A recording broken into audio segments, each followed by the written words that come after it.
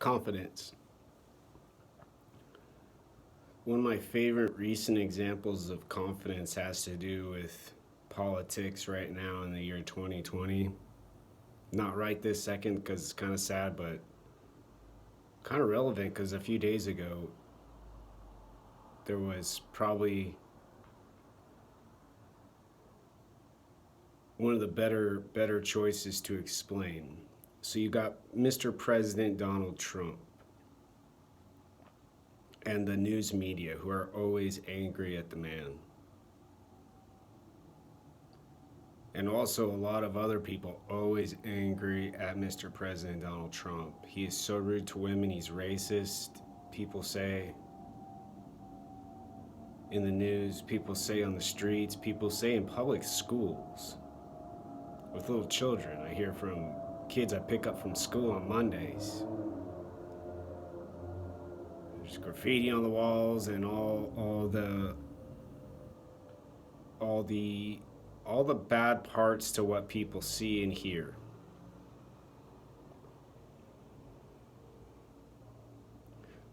So the confidence with the brain, body, and mind has to do with posture, has to do with eye contact, tone of voice.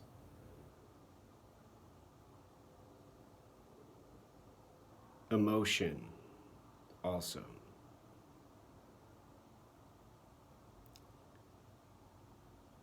But when freedom gets involved, it gets to be difficult. So this reporter asked Mr. Donald Trump about the emotions of the American people from what I remember, and how he's really, working to fix the problem for the folks in the United States of America. And was a reporter for NBC. And I don't usually care much about politics because I'm just not very good at social stuff, and I think it's mostly social rather than actual progress. But the president, Donald Trump, says, "You're a bad reporter." Says, the NBC guy, the man who is reporting for the news business. And, President Donald Trump says, yeah, that's just not a good question right now. And the easy identification, for I think most people is, yeah, it's relevant. It's an emotional wreck. And almost like the analogy of a train just going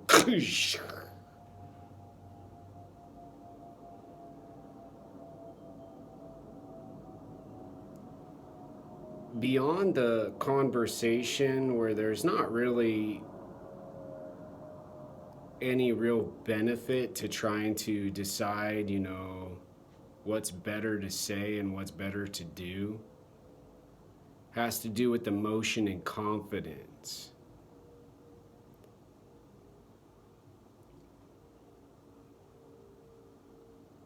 You can bring wealth, you can bring privilege, you can bring ethnicity and dialect and all kinds of different suggestions into the conversation. But hijabs,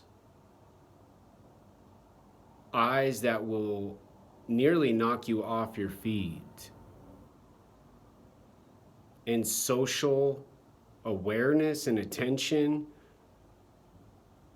gosh darn, almost more powerful than neuroscience, aren't confidence.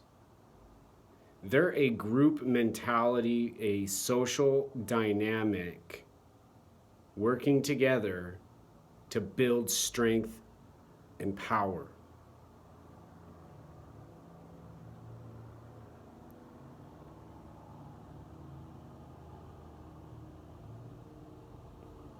But for one person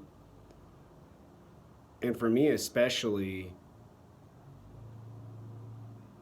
to keep having the courage, keep having the sacrifice, and keep having the physical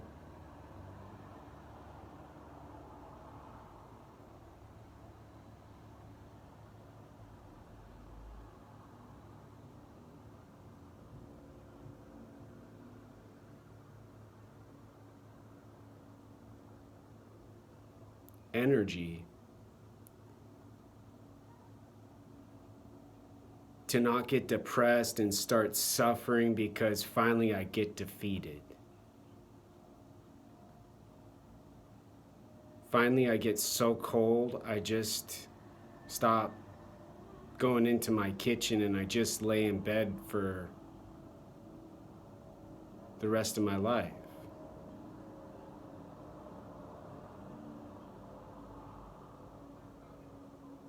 President Donald Trump says, "Oh, gosh, I'm so sorry." Has the flexibility everybody craves nowadays, seemingly.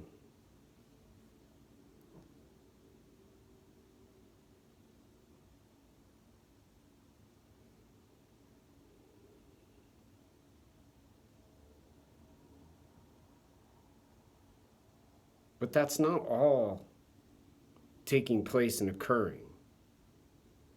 When a person demands a person to give in to their emotion, to give in to their thinking and thought for the benefit of the social world and the groups involved, then it's very similar to civil war. There's going to be people who say, no, I'm not giving up my confidence so that we can all have confidence together. There's going to be people that say, don't tread on me. The snake does not need a whole group to hunt food with the snake. The snake knows where to find the food. The snake knows how to eat the food. And the snake knows how much needs to get eaten to be strong enough to keep on going.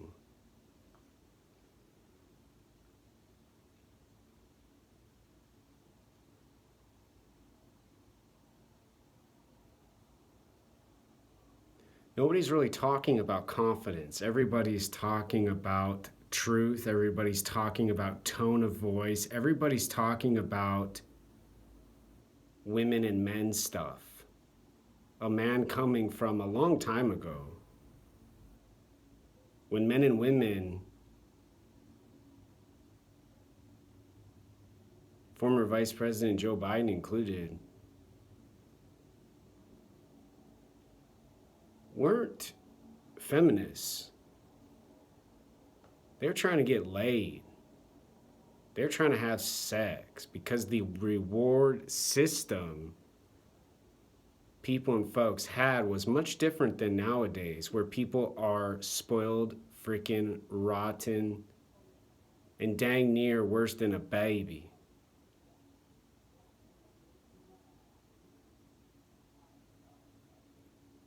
Not because there's better stimulus and reward, not because there's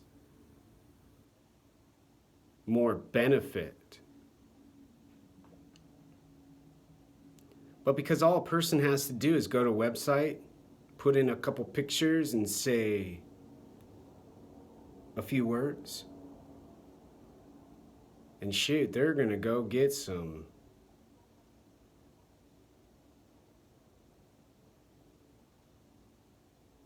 later. They can go to bed with whoever they want. They can shack up. They can make babies.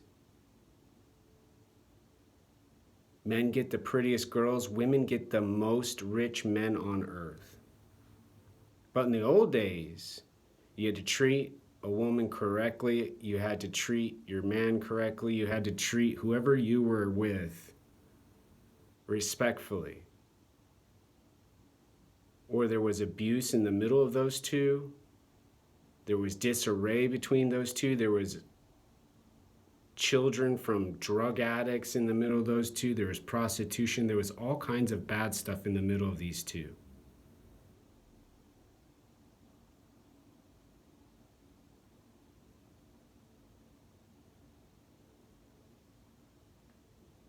But nowadays, people know so much about the eyes, the ears, awareness and attention, the brain and the body and the mind. They're basically just as wise and smart as ancestral, primitive cave dwellers. The men look tough, they wear beards on their faces, and the women get to do whatever they want. Hypothetically and theoretically.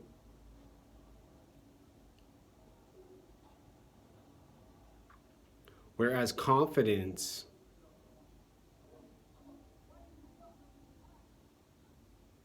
involves work, effort, and more energy than it takes to go open up your laptop and go find a date for the night. To open your laptop and go talk to 30,000 friends on your internet social website. To get some likes and to get some emotional thrill. Confidence in the old days and what the president currently has, Donald Trump, and what other business people from the olden days, are accustomed to are much more traditional, much more basic. You make your wife mad, you make your girlfriend mad, you make your boyfriend mad, you make your husband mad. Well, there's more emotions. Sadness, less happiness.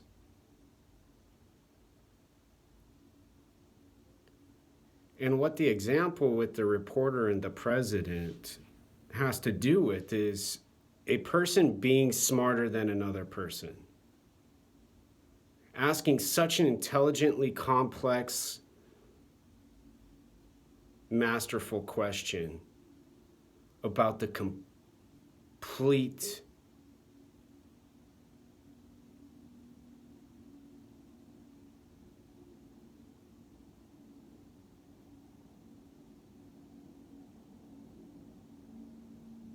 summary of the world currently.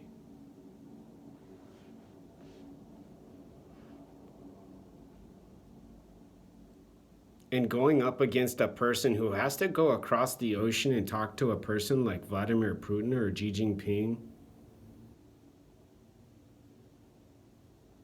or write some freaking murderer like Kim Jong-un a letter.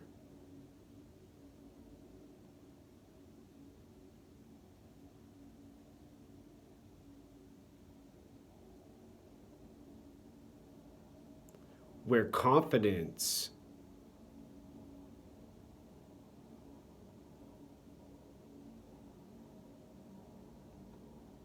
doesn't have a traditional salute. I am the saluter. And over in those parts of the planet, everyone else are the emotion. And when the emotion bothers those leaders too much and their confidence gets frayed and they're not able to correctly interact with people like here in the United States of America, nobody knows what happens to those folks.